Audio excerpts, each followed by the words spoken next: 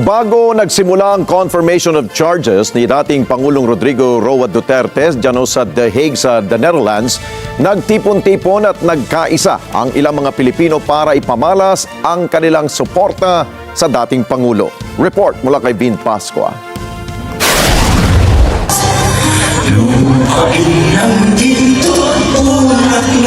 Muling ipinamalas ng Filipino sa mundo ang kulturang respeto, pagmamalasakit at pagmamahal kay dating Pangulong Rodrigo Duterte bago simula ng confirmation of charges hearing ng International Criminal Court sa kasong Crimes Against Humanity ng dating Pangulo ay dumagsa ang mga Pinoy sa paligid ng nasabing detention cell sa The Hague.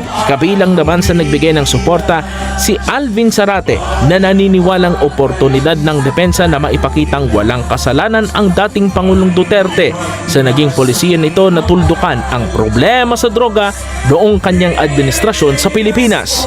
At ako po ay sumusuporta kay dating Pangulong Rodrigo Roa Duterte.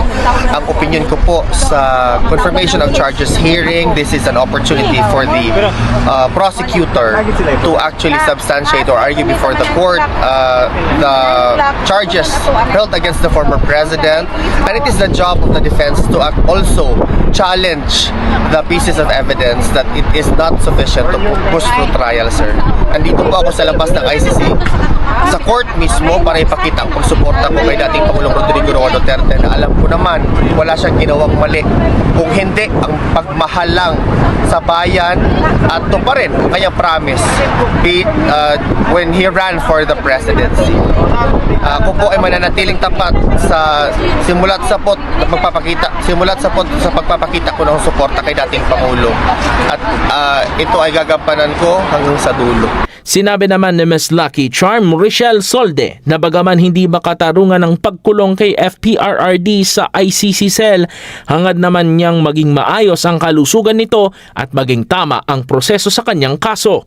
Ang opinion ko sa pagpunta ni dating Pangulong Rodrigo Duterte dito, 11 months ago na dinala siya dito, is hindi makatarungan. Pero nandito na yung sitwasyon, wala na tayong magagawa. So hinihikayat ko ang mga kababayan nating mga Pilipino na ipagpatuloy ang kaninyong pagdarasal sa good health at sa maayos na proseso na pinagdaanan ng ating dating Pangulong Rodrigo Roa Duterte. Panawagan naman ni Janet Suliman, ang mami ng Duterte Strait, ay maging patas ang ICC judges sa kasong kinakaharap ni dating Pangulong Duterte. Paalala rin nito sa kapwa supporter ni FPRRD na maging maingat sa komento habang ang pagtungo sa ICC facility ay pagmamahal at suporta sa dating leader. Tiniyak din nito na hindi sila bayad ang sariling pera nilang gastos dahil sa pagmamahal sa dating leader, gayon din kay Vice President Sara Duterte. Kung sana maging patas sila. Patasan ng ano nila, walang sabihin mo na ako medyo careful ako magsalita kung anong sasabihin ko. Kasi hindi pa nagsimula ang kailangan careful tayo. Anyway, nandito ako ngayon para ipakita ang pagmamahal ko at support ko sa dating presidente natin na si Rodrigo Roa Duterte. Yan ang ko, bakit nandito ako ngayon. Nag-absent ako sa trabaho ko 100 euro. Hindi ko inisip yun, pera lang yun. Pero ang pagmamahal ko kay tatay, hindi ko kailangan na i-miss ito sa araw na ito. Kailangan nandito ako. Hindi ko palalampasin ito. Kailangan nandito ako ngayong araw na ito. So, may dala kaming mga pagkain na para sa sa mga kayang kainin ng mga supporter. Dahil sa pagmamahal namin kay tatay, kaya namin yan ginagawa. So, suportahan natin si tatay, lalo na si DP Sara, hanggang dulo guys, walang iwanan.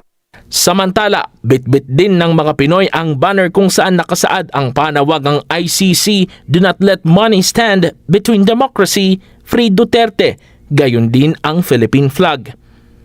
Vin Pascua para sa mata ng Agila, Batatag, Matapang, Matapa.